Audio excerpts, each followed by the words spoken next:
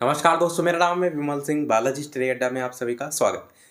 Finally एक notification NCTE की तरफ से आ गया है, जिससे सारी प्रकार की जितनी भी समस्याएं अलग अलग जिलों में देखने को मिल रही हैं, अलग अलग स्टेट में देखने को मिल रही हैं, सभी दूर हो जाएंगे। क्योंकि हाल फिलहाल में अपने बीपीएससी टीआरई 3 में देखा था कि जो एनआईओएस डीएलएड वाले कैंडिडेट थे उनको डाउटफुल कैटेगरी में डाला जा रहा था।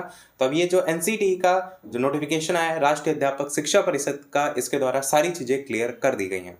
ये जो नोटिफिकेशन निकला है इसमें ये सभी को संबोधित करते हुए लेटर लिखा गया है, जिसमें ऑल सेक्रेटरीज हैं, commissioner of education of state government है, यूटी एडमिनिस्ट्रेशन है, commissioner of all the central government school हैं, कमिश्नर जो केवीएस के हैं, चेयरपर्सन जो सीबीएसई के हैं, सभी को ये लेटर फॉरवर्ड कर दिया गया। लेटर फॉरवर्ड करने का सीधे सा मतलब ये है कि अब सभी को इसको लागू करना पड़ेगा। अब ये जो लेटर लिखा गया है इसमें सब्जेक्ट में आपको देखने को मिलेगा कि जो माननीय सुप्रीम कोर्ट का ऑर्डर आया था 10 दिसंबर 2024 को, जिसमें यही बताया गया था कि जो एनआईओएस डीएलएड कैंडिडेट हैं, जो 2017 वाली एक डेट लिखी थी उससे या उससे पहले वाला जिन्होंने पास कर रखा है, उन सभी को शिक्षक भर्ती के लिए मान्य कर दिया गया है। चाहे वो प्रमोशन वगैरह में हो, चाहे वो शिक्षक भर्ती, दोनों के लिए मान्य कर दिया गया था। तो उसी को ही यहाँ पर लागू किया जाएगा और उसी को लेकर के एनसीटीई ने यहाँ पर लिखा है, एक एक पॉइंट में सारी चीज़ों को क्लियर करते हुए। अगर शॉर्ट में बात करें तो सबसे पहले तो सारे जितने भी अमेंडमेंट हैं, एक्ट हैं, उन सभी का सेकंड वाले पॉइंट में जो है वो जिक्र कर दिया गया है। तीसरे वाले पॉइंट में जितने भी एलिजिबिलिटी से रिलेटेड अलग अलग नोटिफिकेशन अलग अलग तारीख में जारी हुए हैं उसको लेकर मेंशन किया गया है। चौथे में जो एनआईओएस डीएलएड वाले से संबंधित आपका तारीख है 29/9/2017, उसको लेकर के जो है वो मेंशन किया गया है। पांचवें पॉइंट में जो ऑनरेबल पटना हाई कोर्ट वाला मामला था उसको मेंशन किया गया है। अब इसके अंदर हम बहुत डिटेल में नहीं जा रहे हैं, कौन सा एनेक्चर है, कौन सा अमेंडमेंट, उसका कोई मतलब नहीं है। मेन जो पॉइंट है मैं वो आपको एकदम बता दे रहा हूँ। बाकी छठे पॉइंट में देखेंगे तो एनसीटीई ने जो पटना हाई कोर्ट को लेकर के जो है वो ऑर्डर वगैरह दिया था उसकी बात की गई है। सातवें पॉइंट में जो सारे अलग अलग तारीख में क्या क्या एनसीटीई से रिलेटेड लेटर वगैरह है उसको लेकर के बताया गया। आठवें में भी वही सारे अमेंडमेंट एक्ट की बात की गई है। 9वें 10वें 11वें में भी सब एसएलपी और उत्तराखंड वाला जो केस चला था उन सभी को इसमें शामिल किया गया है। और आगे जा कर के जो सबसे मेन पॉइंट लिखा गया वो 12वें पॉइंट में लिखा देखने को मिलेगा। और वो पॉइंट क्या है?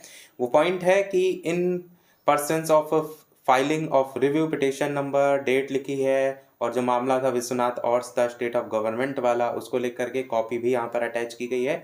इसमें बताया गया है कि has further clarified that the 18th month diploma which has been obtained by person who were employed on or before 10/8/2017 would be treated as a valid diploma for the purpose of applying in other institution or for promotion avenues, यानी कि 10/8/2017 से पहले या तक जिन्होंने भी जो थे एम्प्लॉय में, उन्होंने अगर कंप्लीट कर लिया था अपना जो डिप्लोमा है एनआईओएस वाला, तो वो आपके चाहे इंस्टीट्यूशन अदर इंस्टीट्यूशन में अप्लाई करना चाहेंगे चाहे प्रमोशन, दोनों के लिए एलिजिबल जो है वो होंगे।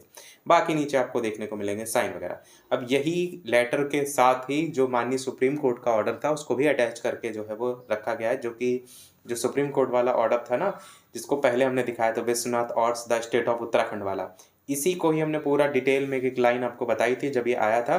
इसी का ही पॉइंट नंबर 3 में वही सारी चीज़ें क्लैरिफाई करते हुए लिखी गई हैं, जिसको एनसीटी ने अपनी गाइडलाइन के तौर पर अपने नोटिफिकेशन में मेंशन किया गया है कि however to avoid any confusion we again clarified that the 18th month diploma obtained by such person who were employed as an 10/8/2017 and who have completed the diploma course of 18th month would be treated as valid diploma holder for the purpose of applying in other institution or for promotional avenues। तो ये तो आपको clear हो गया, कोई प्रकार की दिक्कत नहीं होगी। बाकी इसमें जो ये कोर्ट ऑर्डर है इसके साथ साथ एक और लिस्ट भी लगाई गई है, और वो लिस्ट है the list of secretary of all state और यूनियन टेरिटरी, जिसमें ये जो आपका लेटर है ये एनसीटी के द्वारा जितने भी आपके स्टेट ऑफिस हैं उनके एड्रेस, उनकी ईमेल आईडी, इन सभी को फॉरवर्ड किया गया है। तो उसमें आप देखेंगे सभी स्टेट के नाम देखने को मिलेंगे, 10, 11, 12 में सब हिमाचल प्रदेश, जम्मू कश्मीर, मध्य प्रदेश वगैरह। और इसी प्रकार 20 के बाद 21 में भी सेम नागालैंड, उड़ीसा, राजस्थान, सिक्किम, तेलंगाना, त्रिपुरा। और इसी प्रकार 30 में देखेंगे यूपी, उत्तराखंड, वेस्ट बंगाल। और इसी में नीचे जाते जाते 37 नंबर पर देखेंगे तो सीबीएसई को भी फॉरवर्ड किया गया है, 38 नंबर पे एनवीएस को फॉरवर्ड किया गया है, और इसी प्रकार 39 में केवीएस को भी फॉरवर्ड कर दिया गया है। तो ये सभी की इसीलिए ईमेल आईडी वगैरह दी गई है। तो कुल मिलाकर के ये सारी चीज़ें जो प्रकार के अलग अलग देखने को विवाद मिल रहे थे कि माननीय सुप्रीम कोर्ट का ऑर्डर आ गया, उसके बाद भी चीज़ें नहीं मानी जा रही थी, इसीलिए अलग से एनसीटी ने जो नोटिफिकेशन है वो निकाल दिया ताकि किसी प्रकार की कन्फ्यूज़न ना रहे।